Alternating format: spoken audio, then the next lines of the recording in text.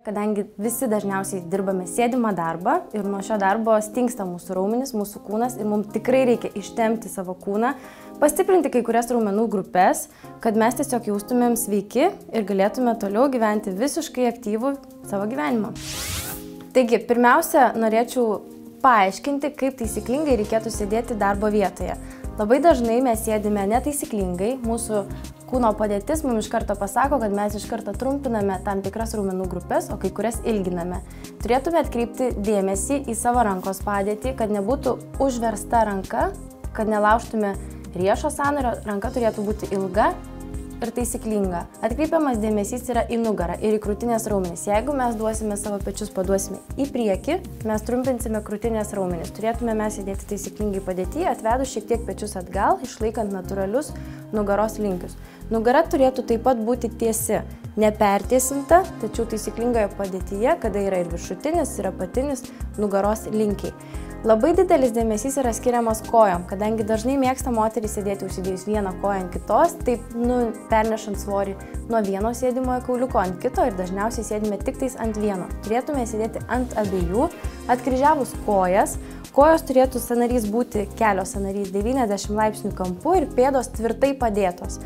Siekiant išlaikyti taisyklingas linijas mūsų kūno, turėtume atidaryti pirmiausia pirštus pėdų, atidaryti kulnus ir išsilaiko taisyklingos linijos. Linijos turėtų būti nuo jūsų antro pėdos piršto per blauzdinį pėdos sąnarį, kelio sąnarį, klubus ir pečius.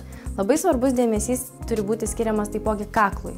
Kaklas dažniausiai neverčiame atgal jo arba neduodame labai žemai. Turime taisyklę smakras ir kaklo duobutė. Išilginame nugarinį kaklą, stengiamės leisti smakrą žeminį kaklo duobutę. Tokioje taisyklingoje padėtyje mes dažniausiai turėtume sėdėti. Jeigu mums reikia pasvirti į priekį, dirbti prie kompiuterio, turėtume pasvirti taisyklingai ir išlaikyti savo padėtį taisyklingą. Kviečiu jūs atlikti pratimus kartu, pakeliant pirmiausia dešinę ranką į viršų ir atvedant ją atgal ir pakeliame antrą ranką, sunersime rankas, tačiau stengiamės, kad pečiai neužkiltų, pečius nuleidžiame žemyn ir atvedame rankas atgal. Taip dabar stengiamės sėdint ant kėdės išsitempti. Kylame aukštyn, ištempiame save į viršų, nepaleidžiame pilvo, kad neišsiriestų apatinė nugaros dalis. Atsipalaiduojame šiek tiek, rankų nepaleidžiame, išsitempiame dar kartą. Į viršų augame, pilvą laikome, neišsiriečia nugara ir nusileidžiame žemyn. Iš šios padėties labai patogu atlikti stuburo pasukimą, tai atliksime pirmiausia dešinę ranką, pasukame ranką ir žvilgsniu lydime ją, sukasi mūsų stuburas, grįžtame atgal, taisyklingą padėtį, pečiai neužkyla ir atliksime kitai rankai tuo pačiu kartu. Lydime ranką žvilgsniu, kad mūsų stuburas prasideda nuo galvos, kad jis visas suktųsi. Atliksime dar kartą šitą pratimą ir išsitempiame. Dedame rankas ant šlaunų ir atliksime antrą pratimą. Šiuo pratimu mes aktyvuosime labiau nugarą, ištempsime ją ir truputėlį suviniosime ją žemyn, kaip kokius karolius. Įkvėpsime per nosį ir iškvėpimo metu pradedame leisti smakrą žemyn į kaklo duobutę, vyniojame galvą žemyn, nugara apatinė turi būti priklijuota prie kėdės ir vyniojame žemyn. Susiviniojus, apvalinus nugarą įkvepiame ir su iškvėpimu išsivyniojame, paskutinį išsivinioja galva. Įkvėpsime per nosį ir su iškvėpimu dar kartą vyniojame žemyn. Apatinė nugara, kaip minėjau, turi likti priklijuota prie kėdės, įkvepiame ir su iškvėpimu išsiviniojame. Atliksime trečią pratimą, kuris aktyvuos apatinę mūsų kūno dalį. Atliksime pritupimus. Pratimo metu keliai neturėtų išlysti už pėdų. Kylant ir leidžiantis žemyn visą laiką, keliai turi eiti šiek tiek atgal ir dubuo leidžiamas taip pat atgal. Kylant į viršų, rankas laikome ant šlaunų. Taisyklingoje padėtyje stengiamės išlaikyti kelius ir sėdamės atgal. Kylame į viršų, įkvepiame, su iškvepimu sėdamės žemyn. Jeigu norime atlikti šį pratimą aktyviau, galime įjungti į rankas. Rankas kelti į viršų, kai kylame nuo kėdės. Su įkvepimu kylame į viršų, pakėlėm rankas į viršų, sėdame žemyn, rankos nusileido ant šlaunų. Į viršų kylame, įkvepiame, sėdame žemyn, iškvepiame.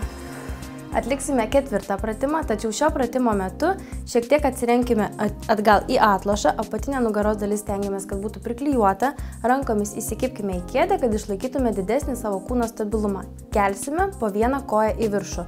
Keliant į viršų, stengiamės pakelti kiek galime labiau ir nuleisti pilną pėdą žemyn.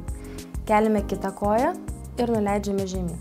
Šio pratimo metu atkreipiamės dėmesys yra tai, kad koją nuleidžiant žemyn išlaikome taisyklingas sąnarių padėtis. Kelias 90 laipsnių kampas ir nuleidžiame. Keliame, įkvepiame, nuleidžiame, iškvepiame. Keliame, nuleidžiame, įkvepiame, keliame koją, iškvepiame, nuleidžiame. 5. pratimas – kojų ištempimas. Pakelsime vieną koją į viršų, ištiesime ją, iš pradžių ištempsime pirštus ir tempsime kulną. Įkvėpimo metu tempiame pirštus, iškvėpimo metu tempiame kulną.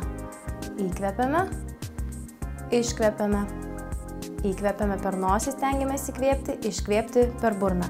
Nuleidžiame koją ir keičiame kitą.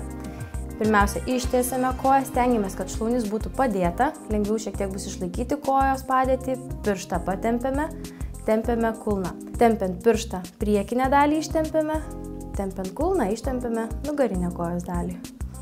Įkvėpimo metu tempiam pirštus, iškvėpimo metu tempiame kulnus ir nuleidžiame koją žemyn. Šį pratimą ištempimo kojų galime atlikti ir su aukštakulniais, ir su paprastais žemais batais, todėl jis tinkamas yra tikrai visiems. Geriausias pasakymas sau yra mylėk pats save, nes kitas tavęs nemylės taip, kaip tu myli save. Tai 1 minutė kažkur tai uždėlsto laiko gali kainuoti tau labai daug. Tai jeigu minutę laiko skirsi sau, padarysi tam tikrus pratimus, tavo kūnas tau tikrai atsidėkos.